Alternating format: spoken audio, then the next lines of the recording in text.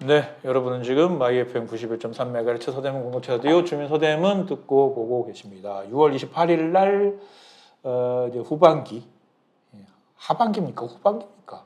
후반기겠죠? 전후. 뭐 전반기, 후반기. 네, 전후니까. 후반기 의장 및 위원장단 선거가 있습니다. 어떻게 보십니까? 뭐 이제 이거는 의원 수가 차이가 나고 각 당에서는 이제 이럴 경우에 내부적으로 어떤 분들을 이제 하겠다라고 하는 것 정도는 이제 정리되는 경우들이 많아요. 그러니까 예를 들면 우리가 국회에서도 보면은 듣기에는 민주당에서는 뭐 상임위를 다 이렇게 하겠다라는. 그러니까 국회에서도 보면은 원구성을 할 때 네. 다수당에서 국회의장이 나오기 때문에 그렇죠. 그 민주당 내에서 국회의원 후보를 중에서 이제 후보 선출을 한 거잖아요. 그렇죠. 그래서 이제 국회의원 전체가 모였을 때 뭐 당연히 자연스럽게 네. 그분이 이제 국회의장으로 선출되는 이제 과정인 것처럼 후반기 이제 그 원 구성을 할 때 의장은 민주당 내에서 어떤 분이 하기로 민주당 내에서 정리된 바는 있죠. 근데 이제 이런 게 지금까지 보다 보면은 원래 결정된 내용과 잘못된 경우들이 꽤 있었어요. 전국의 뭐 사례를 보더라도. 그렇지. 이런 부분들에 대해서 좀 잘 지켜지기를 바라는 바고. 민주당의 전술은 어떻습니까? 들린 소문에 하면은 위원회 다 이렇게 하겠다. 뭐 그런 얘기도 있죠? 좀 들리는 것 같기도 하고요. 이 위원회를 다 한다는 얘기는 운영위원회 포함해서 예결위원회까지 해서 그러면은 의장, 부의장 6자리. 지금 이제 예결위원장까지 있으니까 6자리죠? 네, 6자리에 예. 대해서 다 할 수도 있다. 근데 예결위 같은 경우는 이제 안 내줄 딱 그걸로 따지면서 그렇죠. 예결위, 상임위 2개, 그 다음에 의장 그렇죠. 이렇게 6자리 중에 4자리는 네 자리는 확실하고 확실히 이제 민주당이 할 걸로 보입니다. 근데 운영위원장이나 뭐 운영위원장은 뭐 사실 뭐 크게 하는 게 없으니까. 근데 예결위원장은 어쨌든 이제 한다 치고 네. 그건 이제 뭐 예결 관련된 부분이니까 지금처럼 이제 뭐 이렇게 해가지고 뭐 국민의힘 쪽에 주지는 않을 거라고 제가 보고 있고요. 그 다음에 이제 나머지 이제 상임위 중에서 4개는 기본적으로 가져갈 거다. 그러니까 네 개는. 그러니까 부의장하고 운영위원회 위원장만 빼고는 둘 중에 뭐를 이제 타 당에 주거나 주지 않거나에 대한 이제 판단인데 둘 중에 뭘 줄지는 잘 모르겠어요. 둘 다 줄 수도 있는 거 아니에요? 둘 다 주지는 않을 거예요. 아 그래요? 예결위는 빼놓고 지금 생각해야 돼요. 그러니까 6개 중에서 2개 정도는 왜냐면 예결위는 이제 1년 단위의 이제 위원장이기 때문에. 그렇지. 2개 정도는 근데 뭐 줬다 이렇게 서로 이렇게 뭐 예를 들면은 뭐 아니 저번에 8대 7일 때도 예. 운영위원장만 빼고 다 그래요? 했기 때문에 그렇군요. 제가 보기에는 지금도 9대 1대 5인데 명분상 뭐 그러면 운영위원장 정도를 뭐 하고 나서 나머지는 뭐 다 이렇게. 근데 이제 가장 현실적으로는 의회 운영에 있어서 네. 부의장이 그렇게 큰 역할이 없어요. 그건 그러네요. 네. 뭐 업무 추진비 조금 더 있는 거 말고는 없기 때문에 그걸 또 그거 받는 걸 좋아하실 수 있는 분도 계신데 뭐 아니 뭐 그렇더라도 근데 사실상은 이제 그 민주당이 의회를 운영한다는 측면에서 봤을 때는 부의장의 역할이 크게 없죠. 없기 때문에 부의장을 타당해 주고 내 자리를 하는 게 어쨌든 현실적으로는 이제 깔끔해 보인다는 생각은 들어요. 왜냐면 이제 일종의 협치적인 관점에서 보더라도 네. 그렇지만 이제 지금의 이제 국민의힘과 민주당이 전 이제 전국적인 관점 빼놓고 지역적 관점, 서대문 내에서의 관점에서 어느 정도 협치적인 마인드가 서로가 있느냐 없는 것 근데 같은데. 이걸 봐야 되는 거죠. 아니 뭐 전국적인 관점이나 여기나 뭐 다 없잖아요. 아니, 이제 있나? 뭐 전국은 사실상 지금 7개 상임위 그렇죠. 받기로 하고 들어가기로 했으니까 그러니까 거기는 일종의 이제 합의가 된 거다. 그렇게 굴러가는 거고 근데 여기서는 지금 뭐만 하면 제욕을 하고 있는 이 상황에서 그치. 굳이 상임위를 내줘야 되냐가 아마 민주당 의원들의 생각일 수는 있어요. 근데 이제 좀 문제는 이제 민주당 내에서 과연 되게 그 약간 민주당의 그 고질적인 그거 아니겠습니까? 단일한 대우를 형성 못하는 거 그렇지 않나요? 아니 저는 이제 그런 의미에서 아마 이제 제가 알고 있기로는 네. 민주당에서의 기본적인 의장에 대한 이제 정리는 끝났고. 아 끝났습니까? 네. 네, 끝난 것으로. 네, 저도 끝났고. 뭐 제가 알고 있는 그분인 거죠 그러면은. 네, 네네. 끝났고. 네. 나머지 이제 그런 이제 배분이나 이런 거에 대해서 여러 가지 고민들이 있으시겠지만 네. 우선 이제 의장에 있어서 달리 된다면 네. 이제 결과물들이 뭐 무기명 투표 어쩌고저쩌고 한다 치더라도 어느 네. 정도 답은 나올 거예요. 네. 그래서 저는 이제 그 결과가 달라지지 않을 거라고 보지만 네. 달라진다면은 혹시 이제 어떤 분이 투표를 했는지 알게 된다. 아마 당에서 제명시킬 거예요. 아 그렇군요. 당에서 제명시킨다는 것은 다음 선거에 그분이 민주당의 후보로 출마할 수 없다는 얘기가 되겠죠. 뭐 어떤 측면에서는 다음 선거 생각 안 하신다면 그렇게 결행을 하실 분들도 있겠죠. 탈당을 생각하고 뭐 탈당하거나 그럴 수도 있겠죠. 다만 지역사회에서의 정치인으로 성장하는 과정이 있었기 때문에 그렇게 나가서 어떤 정치력을 발휘하실 수 있을지는 제가 모르겠습니다. 어쨌든 뭐 정당정 이거는 어떤 특정한 사람이 지금 나타나지 않았기 때문에 제가 그냥 편하게 말씀드리는 거예요. 네. 그 뭐 결과 나오고 말하면 좀 어렵지만은 이제 그러지 않을 거라고 예상하기 때문에 제가 이렇게 편하게 말씀드리는 겁니다. 어쨌든 뭐 정당 정치라는 것들이 워낙 크게 꽉 잡고 있는 측면이 있기 때문에 여기를 뭐 탈당을 하고 무소속으로 나간다 아니면은 뭐 탈당을 해가지고 뭐 저당으로 간다 이런 게 쉽지 않은 구조죠. 오히려 더 여기가 지역이 그런 의미에서라면 뭐 예, 그 정도는 알겠고요. 6월 28일 날 그래서 의장 선거를 하고요. 7월 4일 날 상임위원장 선거를 하는 것 같더라고요. 아, 바로 안 하고요. 네, 7월 3일까지가 임기래요. 7월 4일 날 상임위원장 돼서 그때 뽑고 6월 28일 날은 의장만 뽑는 그 일정으로 진행한다고 합니다. 의장만 뽑고 이제 새로운 의장의 주재하에 그렇죠. 회의를. 상임위원장하고 이제 뭐 이런 것들 다 뽑는 거고 그 말씀하신 그 예결특위도 1년의 임기로 이제는 이제 그 뭐야 상임이 되는 거잖아요. 그럼 예결특위위원장도 상임위원장이 되기 때문에 거기까지 해서 다 이제 뽑겠다라는 것 같습니다. 저는 이제 그 구의 선거, 이 상임위 선거와 관련해서 딱 두 가지만 말씀드리고 싶은데 우선 하나는 네. 지금 이제 협치라고 하는 게 여야 간에 상당히 어려운 지금 난제라고 저는 보여지거든요. 그렇다면은 다수당인 민주당의 전략은 뭐 5개 다 가져갈 수 있다고 봐요. 예결을 빼놓고. 네. 예결 빼놓고. 예결을 빼놓고 5개를 다 가져갈 수 있다고 보지만 네. 운영위가 아니라 예결이. 아니 계속 말씀드리지만 예결위는 지금 여기서 배제해놓고 고민해야 된다. 오케이. 이게 1년짜리이기 때문에 오케이. 지금 이제 2년짜리 여기에서 봤을 때 네. 상임위를 다 가져가실 수도 있지만 네. 저는 여러 가지 협치적인 구조가 여야 간에는 되지 않더라도 거부권 행사에 대해서 대항하는 측면에서의 고민은 필요하지 않겠나. 개혁 진단 결국은. 뭐 그렇겠죠.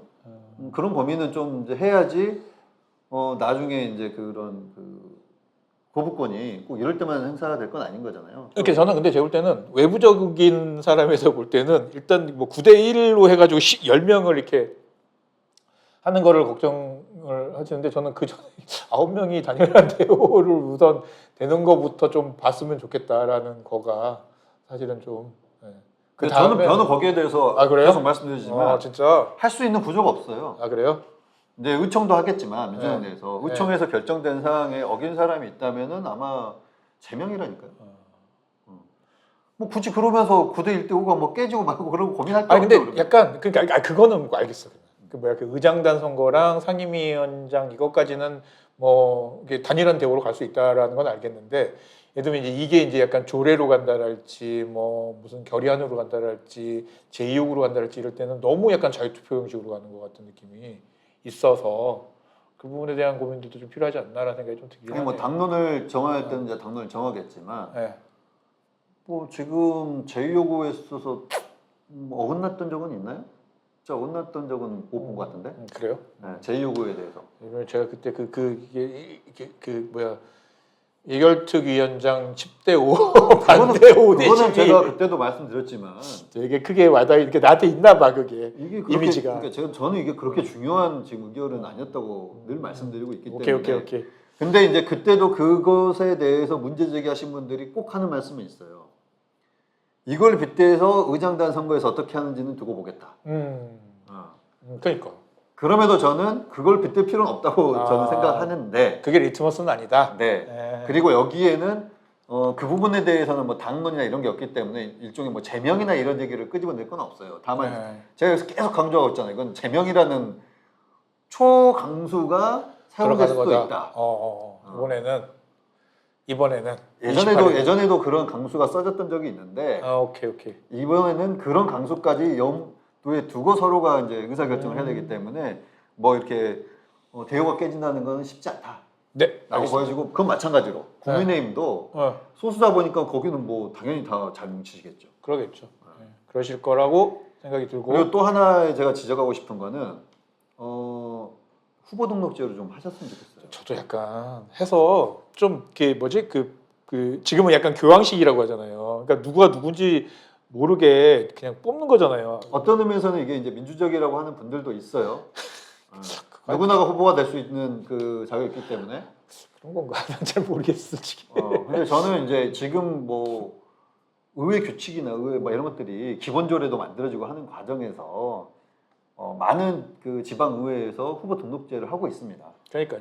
이제 적어도 제가 정확하게 말씀드리고 싶은 거는 자 이번에 후보 등록제 조례를 하더라도 이번 후반기 의장단 뭐 상임위원장에게 아무 하등 관계 없으니까 새로 되신 분들이 공동으로 15명이 발의하든 해가지고 다음 10대 때 그러니까. 의회부터는 후보 등록을 하고 난 다음에 그러니까. 투표를 하실 수 있도록 후보 등록하고 정견도 좀 발표하고 그래서 그렇죠. 나는 이렇게 2년 동안 예를 들면 내가 의장으로서 혹은 상임위원장으로서 이렇게 운영을 한번 해보겠습니다라는 걸 듣고 그 다음에 약간 이렇게 뭘 하는 것도 되게 그러니까 별거 아닌 뭐 이렇게 되게 형식으로 이게 정해놨는데 우리가 다수당에서 이렇게 얘기할 게 아니라 사실은 주민들이 보기에도 저 약간 그런 가치 있는 거잖아요. 사실은 그런 가치가 그러니까 그래서 이제 소위 말해서 뒤에서 협작하는 제가 표현을 너무 세게 하지만 협작하는 걸 좋아하시는 분들도 있을 수는 있어요. 그렇죠. 그러는 과정에서 자기의 지위를 높이고 싶거나 이런 분들도 있을 수는 있습니다.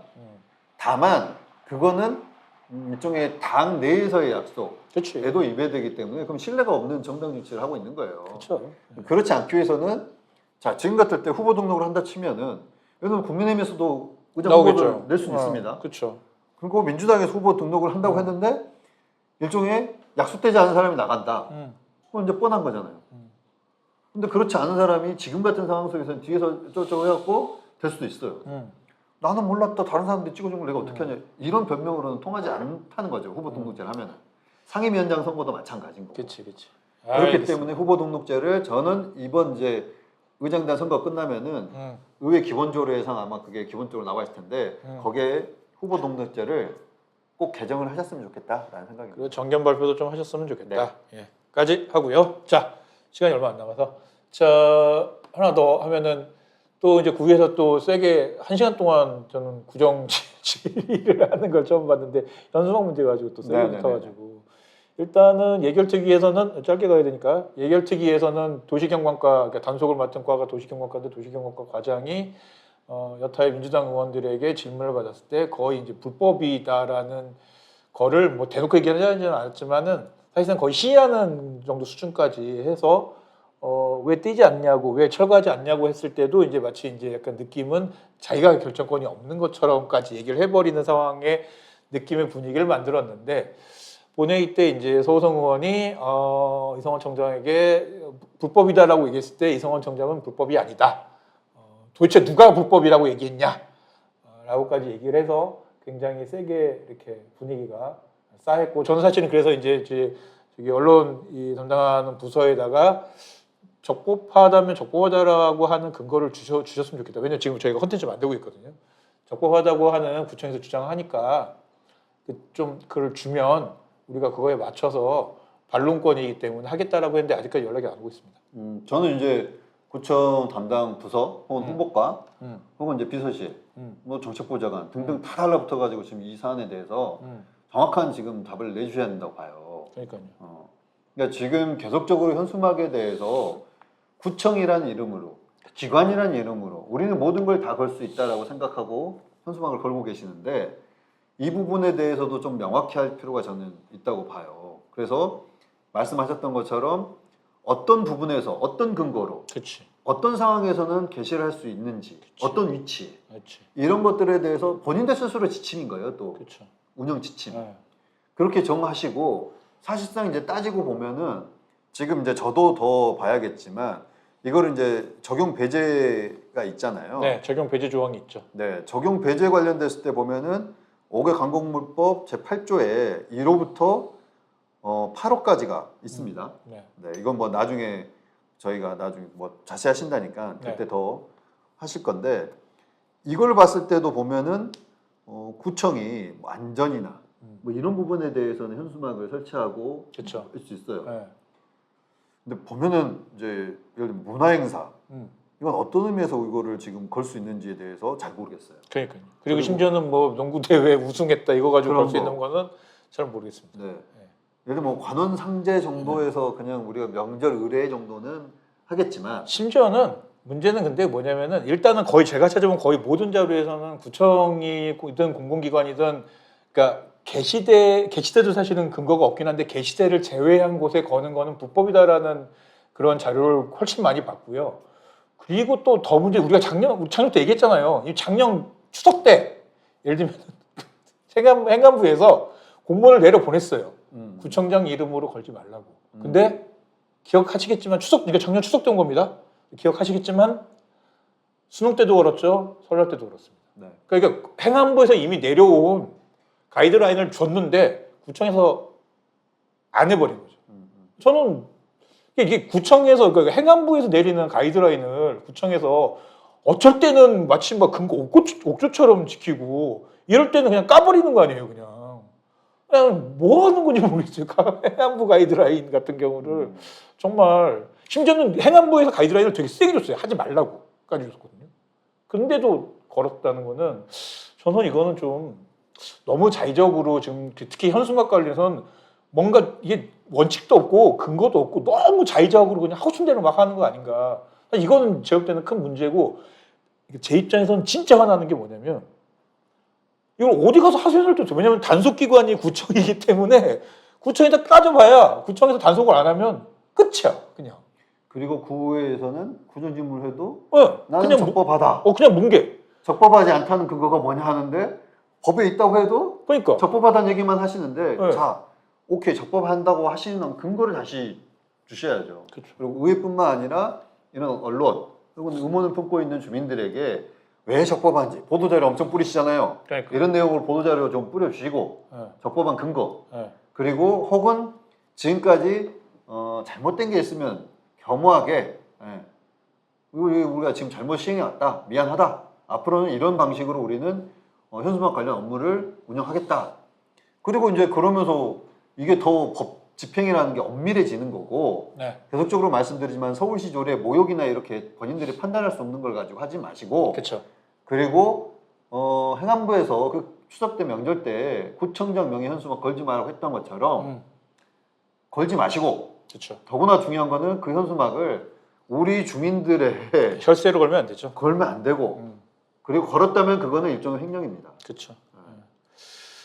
부디 그래서 안 그래도 그래서 국민신고신문고에서 제가 한번 또 문의를 했습니다. 저 행안부에다가 불법이 아니라고 하는데 이게 불법이냐 아니냐에 대해서도 한번 문의를 해놓은 상태이거든요. 근데 어쨌든 제가 볼 때는 이게 불법이다라고 와도 단속 주체가 구청인데 구청이 스스로 인정하지 않으면 정말 답답한 상황이 올 것 같다. 아니 그때는 이제 그렇게 판단할 수도 있죠. 우리 주민소송단을 구성해서 뭐 그렇게 해야 되는 권력남용에 뭐 이런 방법으로 들어갈 수도 있고. 그런 아이디어를 좀 모아주셔야지. 저 혼자서 이렇게 뭐 하려니까 너무 답답한 거예요 보니까. 예.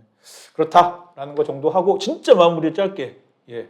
아니 그건 다음으로 할 건 넘어가는 걸로 하죠. 여기까지 할까요? 그러면 네. 지금까지 여기까지 하도록 하겠습니다. 마이팬 91.3MHz 서대문 공동체 라디오 주민서대문의 황원이었고요. 네, 자승현이었습니다. 정말 많은 변화를 조그마한 변화라도 가져왔으면 좋겠다는 생각이 듭니다. 감사합니다. 네.